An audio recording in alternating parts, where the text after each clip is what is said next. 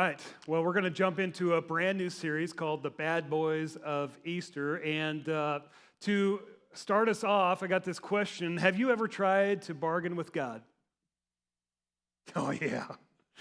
Yeah, you start thinking about it. I was thinking about this, and when we were pregnant with our first kid, Cody, we lived in Grand Lake, Colorado at the time, and it was a little weird.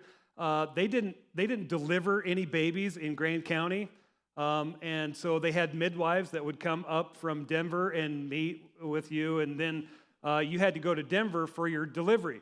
Well, that was 2.5 hours away, and in fact, I have a couple of friends who actually delivered their own children on their way down to Denver and didn't make it.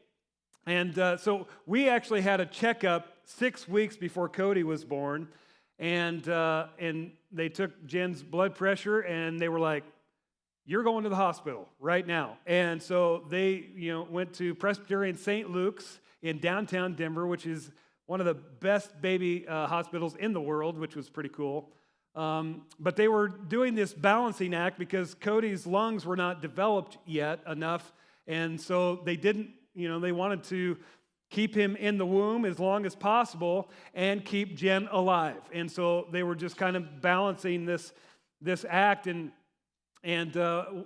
Jen got to a place where, and I don't know a lot about blood pressure, but I do know that the bottom number is a lot lower than the top number, and the bottom number's not supposed to exceed your normal high number. But that was the case for Jen, and she was going downhill, and they put her on magnesium. Now, magnesium makes you super hot. Well, she is super hot, but I mean, not like that kind of hot.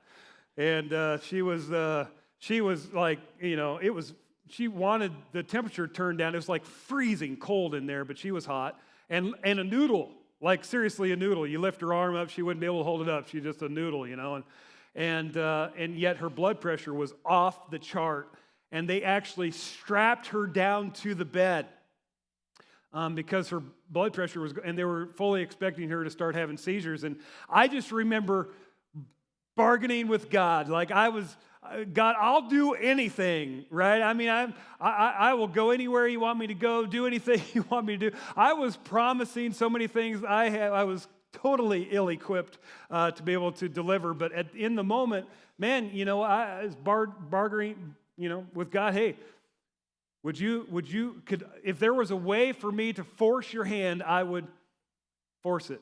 Well, obviously, Cody was born, and most people think Cody's pretty normal, and Jen was, stayed alive, and it worked out. But you know what? I don't think it worked out because I bartered with God, or that I forced his hand. But all of us, in some capacity, I would think, through our lives, we have bartered with God and tried to maybe force his hand or get him to do what we wanted him to do. And today's, the bad boy of Easter is Judas, and we're going to look a little bit at the life of Judas. And Judas, he wanted to force Jesus' hand and get him to do what Judas wanted him to do because he wasn't playing along the way that Judas thought he should play along. He thought he was a little slow to the game. Like all of the disciples thought that Jesus was going to, kind of take over everything and establish his earthly kingdom here and physical kingdom. And he would, in order to do that, you would think, that to become high priest, that he should be making friends with all of the religious leaders. Instead, Jesus just seemed to be, out of everyone that he was, he just butted heads over and over again with the religious leaders. And he didn't hate Rome like everyone else hated Rome. It's almost like he didn't hate Rome. And if you're going to establish your earthly kingdom here, you got to become friends with the religious leaders to become the high priest. And you shouldn't be friends with the Romans because we're going to throw them off, and we're going to go back to the glory days of Israel, like the days of David and Solomon. And you should be gathering money, and we should have a war chest. And Jesus just didn't seem to be going along as fast as Judas wanted him to be going along. But see, isn't it true? There's a little bit of Judas in all of us.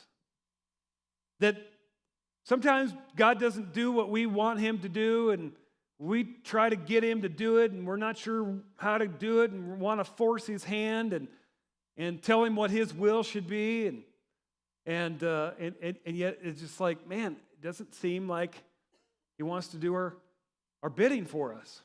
And what's interesting is came a time when after this event, Judas was like, that's it. And it just sent him to the other side and was like, you know what? I'm going to make a decision to play it both ways rather than being surrendered to the Messiah.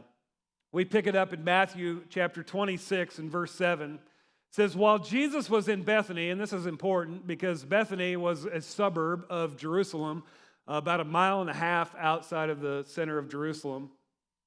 And so they're in Bethany, in the home of Simon the leper.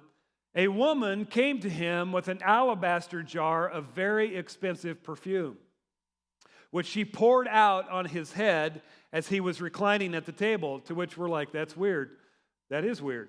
But in their culture, maybe not as weird, although it was definitely weird for them to put that expensive of perfume, and she poured out the entire jar. So the alabaster jar, they would have to have broke the neck, so they would have had to have gotten rid of all of it regardless, but they could have put it in another alabaster jar. They could have put it in smaller portions of alabaster jars, but no, this lady poured the entire thing out over Jesus' head, and John gives us a detail that Matthew doesn't give us. John tells us that jar was worth a year's wages. Okay, so the median income in the United States is $50,000. She poured 50 grand over Jesus' head. You're like, oh, that's too much. Okay, let's just go half that. 25 grand, is that better? No, that's ridiculous, right? Hey, 10. How about 10 grand? 5? 2,500? Anybody? Anybody 2,500? 20,000? He's like, no.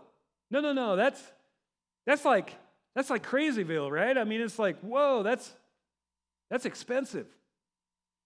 So it's kind of interesting. The disciples, they kind of start like, whoa, what was that all about? And they're kind of separated. You get this sense when you study this that they're kind of away from Jesus, and they're sputtering amongst themselves.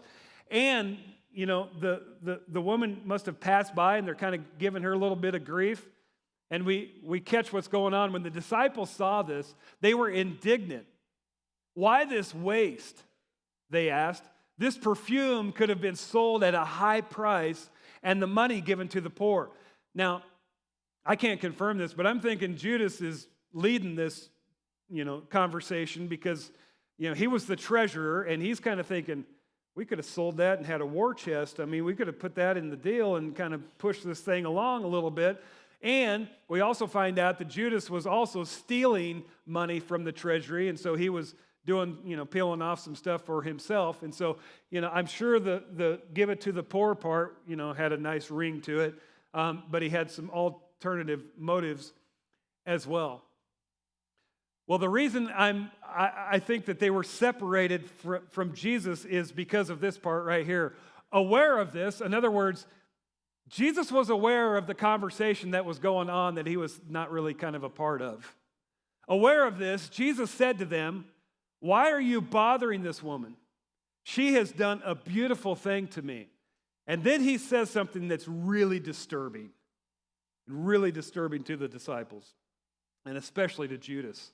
"The poor you will always have with you." In other words, there's always going to be poor people, and yes, you should serve them. Yes, you do what you can for them, but you will not always have me. What? What are you talking about, Jesus? "When she poured this perfume on my body, she did it to prepare me for burial." Okay, time out. Burial? You only bury dead people. So Jesus,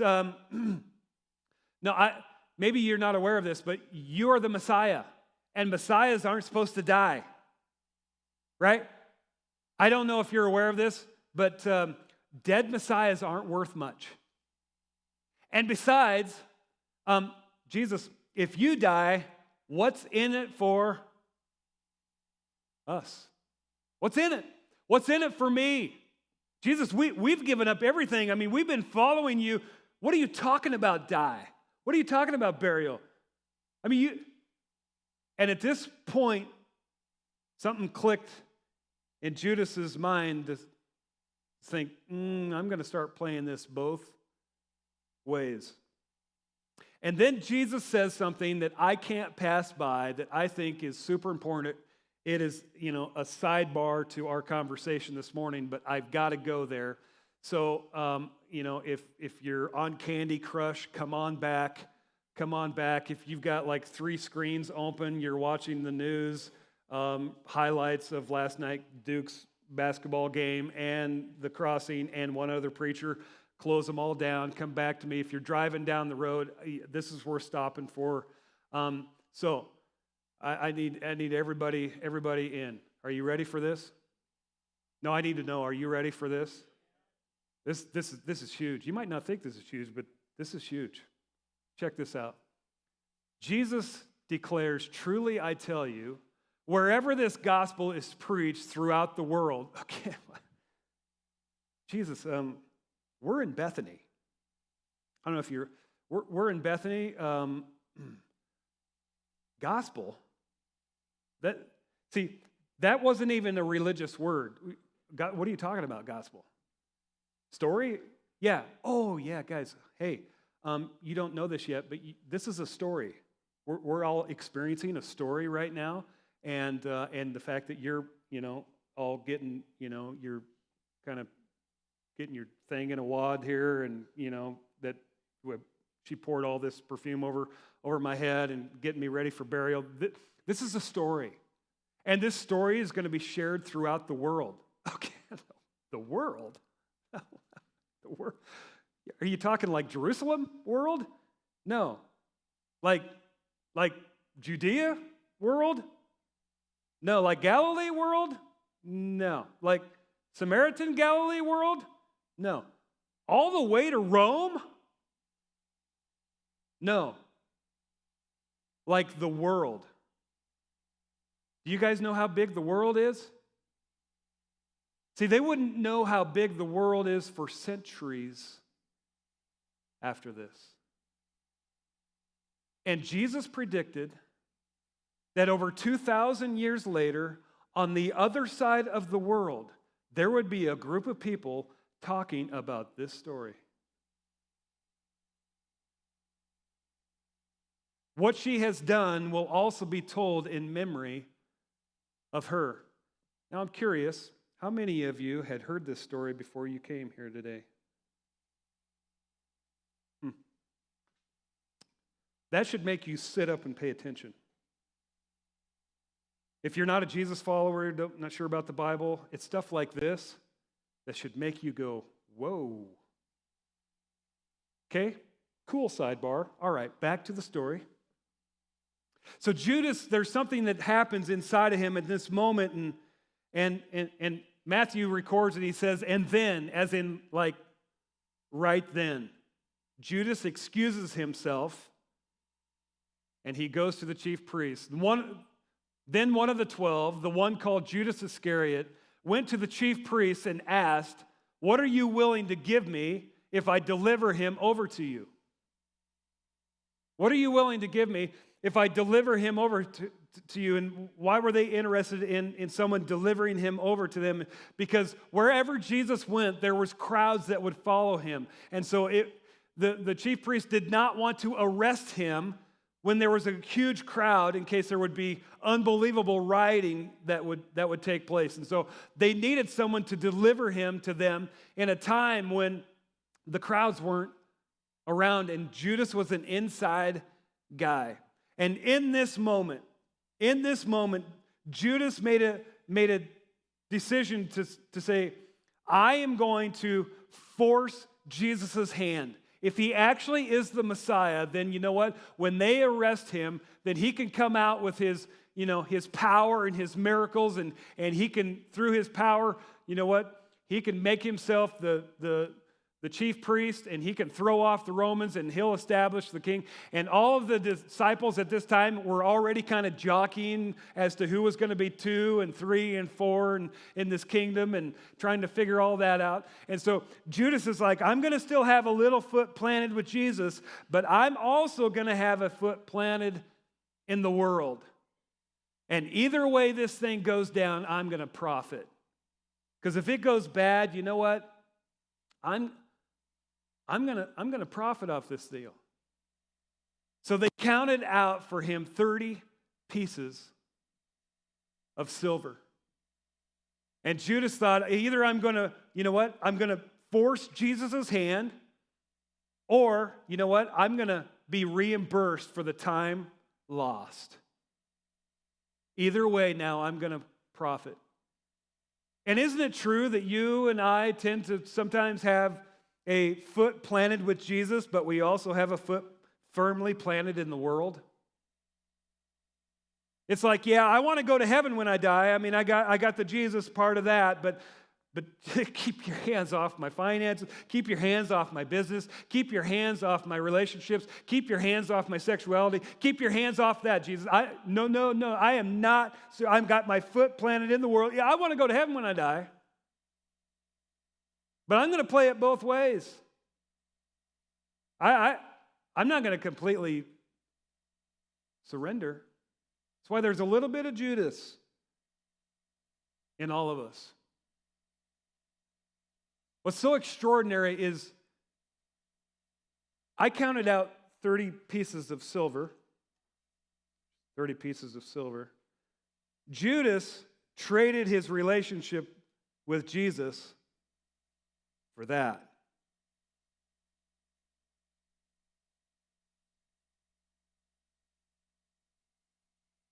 What have you been willing to trade your relationship with Jesus for?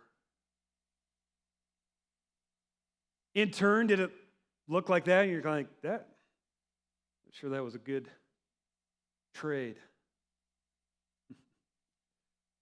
But from then on, the text says, from then on, Judas watched for an opportunity to hand Jesus over. And so the next day, Jesus has the guys, and they go to the upper room, and they actually had communion together like we celebrated this morning. And at that time, his disciples had no idea what that was all about, and they wouldn't know that until after the resurrection. And Jesus has kind of given them last-minute instructions that didn't make a whole lot of sense to them. He washed all of their feet, and the God of the universe, the creator of heaven and earth, bows and washes their feet. And then he tells them, hey, whenever you kind of think that you're a big deal and you kind of got it going on, that's the time when you need to start washing some feet. Use my example to wash some feet.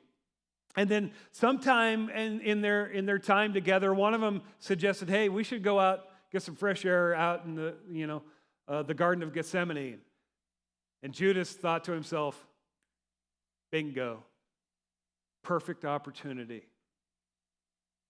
And so knowing this, it's so interesting. Jesus said, very truly, I tell you, one of you is going to betray me.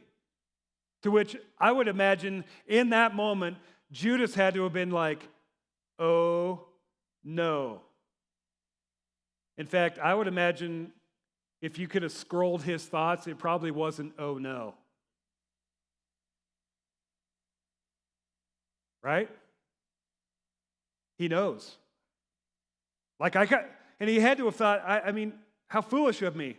He knows people's, he knows people's thoughts before they ever say them. I mean, he answers their questions before they ever ask the question. I mean, how foolish of me. I mean, yeah, he knows. He knows. And then Jesus tells him, what you are about to do quickly. But we're aware of the fact that the rest of the guys, they didn't really know what was going on. But no one at the meal understood why Jesus said this to him. To which we look at it and they're like, well, how could he have not known? Well, we know the rest of the story. We have all of the context. They didn't have any of the story of what was happening next. They didn't have any of the context that we have. And for them, it's kind of like, I don't really know. Maybe he's sending Judas on an errand into town for something. Who knows what? So they didn't really know what was going on. But when Judas leaves, Jesus says something that's so revealing. He says, when he was gone, Jesus said, now the Son of Man is glorified and God is glorified in him. In other words, Judas had complete freedom to make a decision, and Jesus was not going to, keep him from making that decision. He made a decision, and then in God's sovereignty, the plan is going forward as planned. You see, God's hand cannot be forced, and his will not be thwarted. We will not force his hand, and we will not somehow, enact our will over his. And in the middle of the freedom that he gives us to make decisions, sometimes great decisions, sometimes awful decisions, he will not get in the way of that decision, but it will work out in the sovereign plan of God. Well, one thing that Judas did not expect is to find out that Caiaphas had taken Jesus and brought him to Pilate. And the only reason he would bring him to Pilate is to do the one thing that the Jews did not have permission to do, is to put someone to death. They had to get permission from the Romans. See, Judas just wanted him to kind of put Jesus in jail for a few days, and he was kind of hoping that Jesus would, kind of do his thing. But it didn't look like that was going to happen. And instead of them just putting him in jail for a few days, they condemned him to death. Well, when Judas, who had betrayed him, saw that Jesus was condemned, he was seized with remorse and returned the 30 pieces of silver to the chief priests and the elders. Guys, this is what had extraordinary value in 1 minute was completely worthless in the next. The instant Judas traded his relationship for Jesus for 30 pieces of silver, that 30 pieces of silver, even unknown to him at the time, was decreasing in value, and at that moment it became worthless. So my question is, what was worth trading Jesus in in 1 minute was nothing but regret in the next. And whatever it is that you have traded Jesus in for, or just a part of and not surrendered this part, it is decreasing in value. The thing that you're holding on to, it is currently decreasing in value, and there will come a day that it won't be worth anything. It'll be a bad trade. Well, Judas went on, he says, I have sinned, for I've betrayed innocent blood. Well, what is that to us? The chief priest said. That's your responsibility. You see, Judas gained a 30 pieces of silver world and lost his soul. He lost his way. He lost his bearings. And in the moment, it seemed like a great trade. In the moment, it seemed like I can have Jesus and I can have the world. I can have them both. And in the end, bad trade. Are you rejecting Jesus, trying to preserve something that you're going to lose in the end anyway? Let me ask you this. What's more important than your relationship with your Heavenly Father?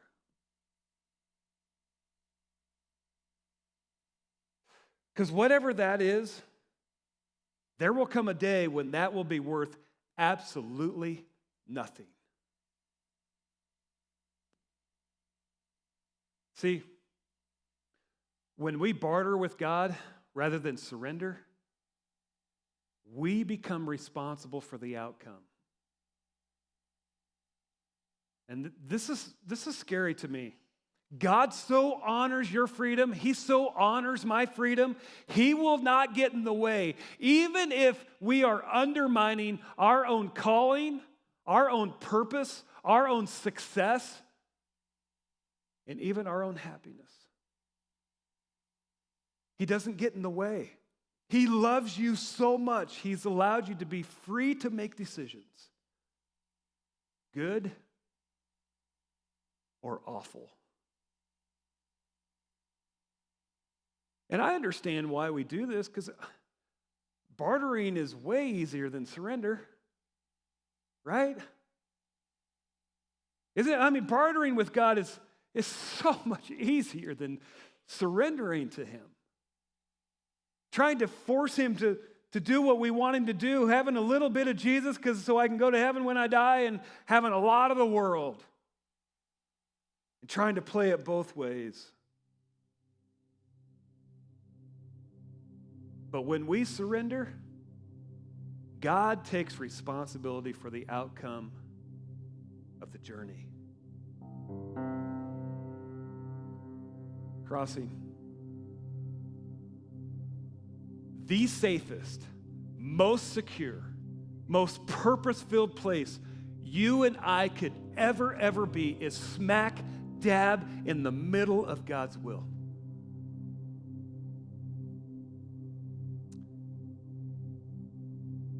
So to close our time this morning, I'm going to do something that might seem a little bit awkward,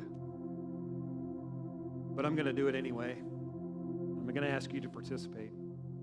What I would like for you to do is to hold your hands out, and you don't have to hold them straight out or do the Moses thing, and you're like, I can't hold them up, it burns. You have to do that. Okay, you can hold them in your lap. But what I'd like for you to do is have palms down and make a fist. And that in your fist right now, palms down, is what you are holding on to in this world.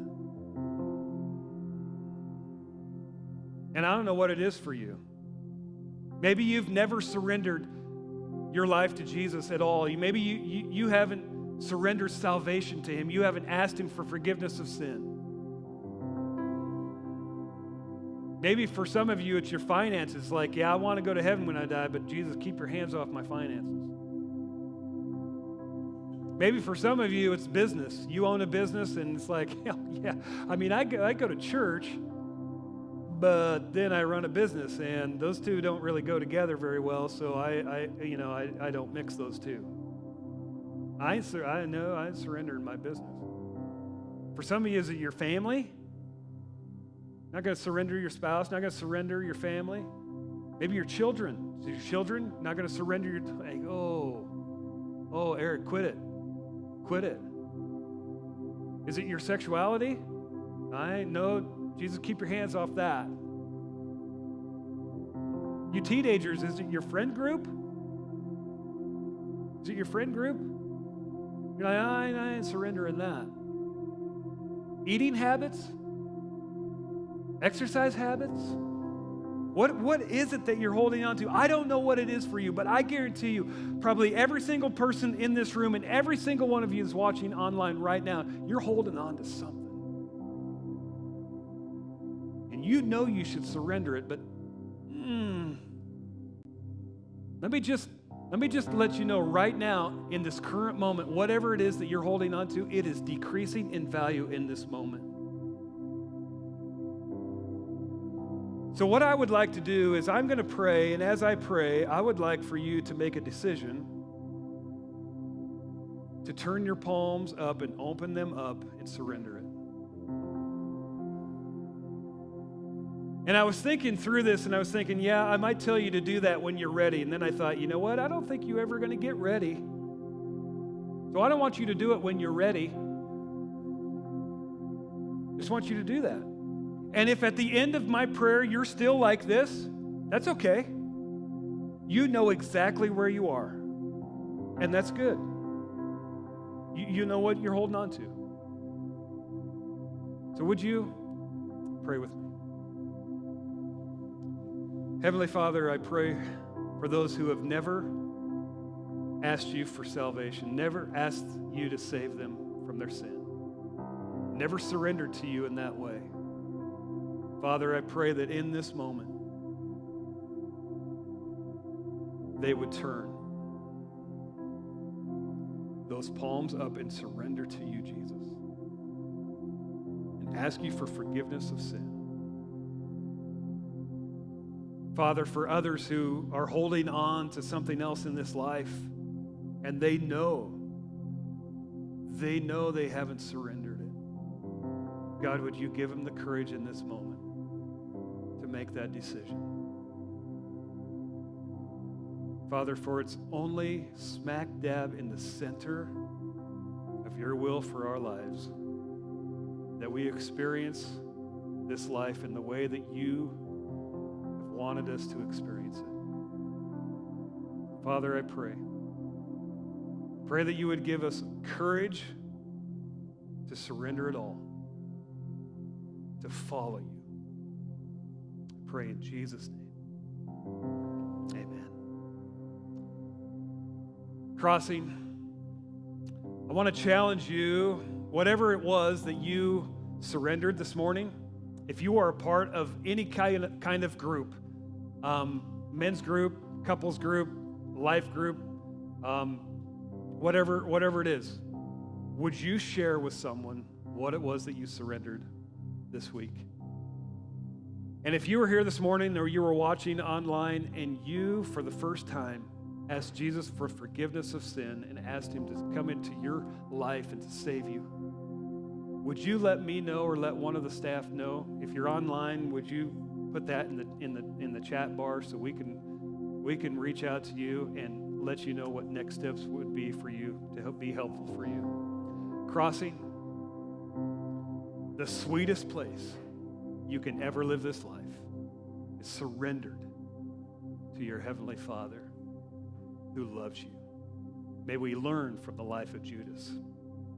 Invite you back here for part 2 of the Bad Boys of Easter. Have an awesome week.